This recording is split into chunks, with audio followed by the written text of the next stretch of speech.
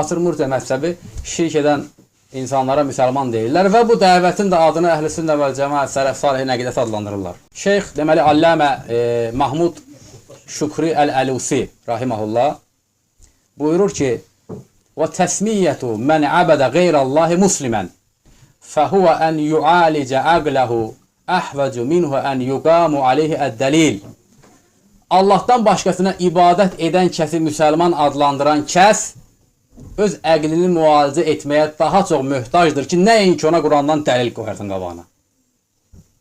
Allahdan başqasına ibadət edən kəsi müsəlman adlandıran kəs öz əqlini müalicə etməyə daha ehtiyacı var, daha möhtacdır ki, nəinki ona dəlil deyəsən. Yəni birisi gələr, müasir murciə məzhəbindən birisi, şirk edənə müsəlman deyərsə, ona dəlil qarşısına qoymağa ehtiyac yoxdur. Normal söz deyil bu. Şirk edən insan müsəlman ola bilər. Zinakara iffətli deyilə bilər? Deyilə bilməz. Və yaxud da bir qeyrətsiz insana, bir şərəfsiz insana kişi namuslu deyilə bilər? Deyilməz. Necə ola şirk edənə müsəlman deyilir.